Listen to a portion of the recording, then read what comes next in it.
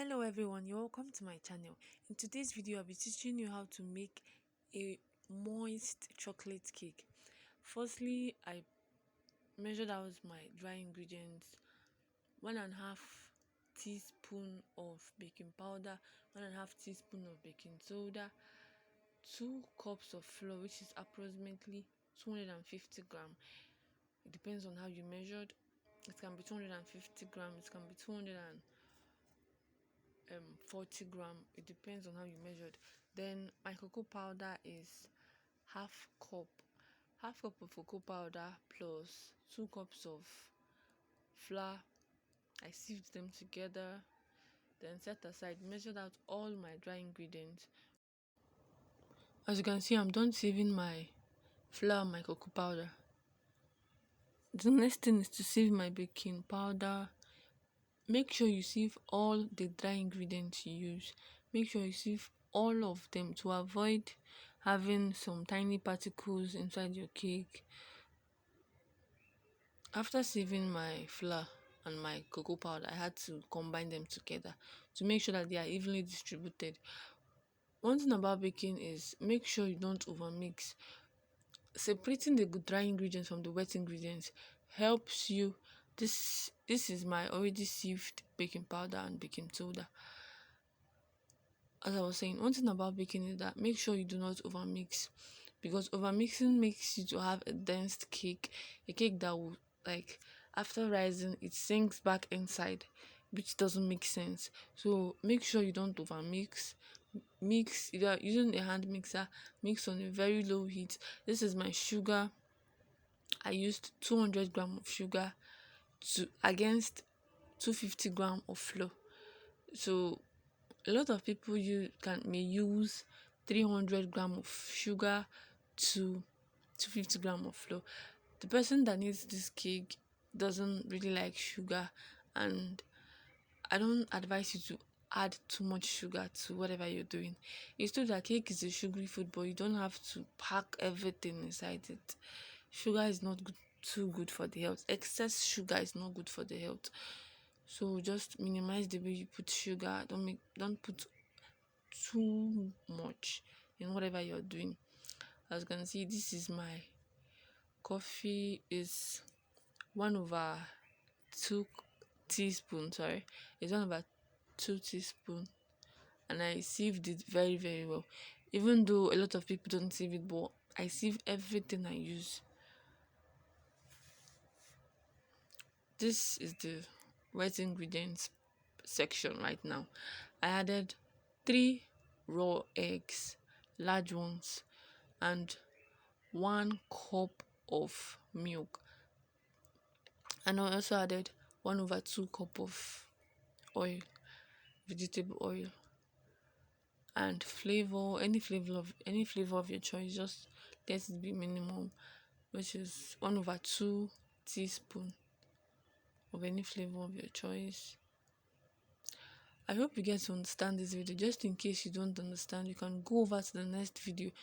For this chocolate cake, I'll be uploading 2 different videos. Like, they're not really different, but it's kind of similar. 2 videos for this, just in case you don't understand the part 1, you then have to understand the part 2. I combined them together to make sure that they are really evenly distributed. Some people will just add everything together and then start mixing. It's good though, but it's not really good, so that you don't overmix. That's why you mix them separately, so you don't overmix. And at this point now, I'm adding both my dry and my wet ingredients together. Then after that, I combine for like 3 to 5 minutes till it's evenly distributed. Please don't forget. And while I was mixing, I made sure that I boiled a cup of water. As I was mixing, I boiled a cup of water.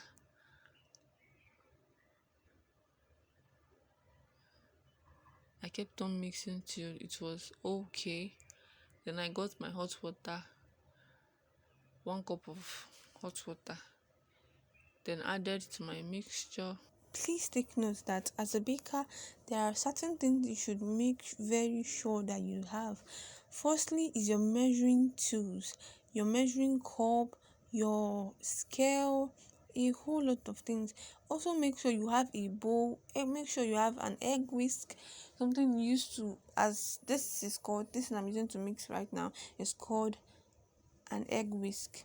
Make sure you have it, make sure you have your measuring cup, make sure you use your measuring instruments very well, use them accurately, not because the recipe calls 250 grams of flour, then and 250 grams of flour is equal to 2 cups of flour, then you'll be like, no, let me not go for that, let me just put 1.5 cup.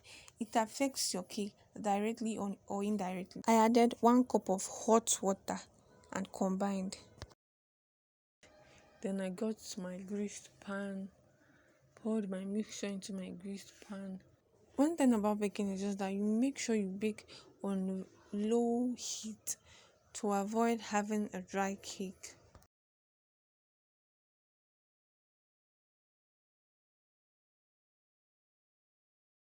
Your cake to be moist. As you can see, my butter is very, very runny and it's very nice. This is my greased pan. And I'm transferring the mixture into the greased pan and I'm going to bake it at a very low heat. Sorry, not very low heat, but a minimal heat. You understand? This is my cake. I baked for 1 hour, but you can actually time it for 45 minutes. Then after 45 minutes, you check your cake and make sure it's okay. Then if the stir stick, you put it inside your cake and it comes out clean, then you know that your cake is baked properly. But if it comes out having a cake particle sticked on it, it means that your cake is not done yet. So you allow it to bake for a little, just leave it like 5 to 10 minutes, then you confirm that your cake is now baked properly. Thank you so much. Please like our videos, subscribe to our YouTube channel, follow for more videos. Thank you so much. I love you all.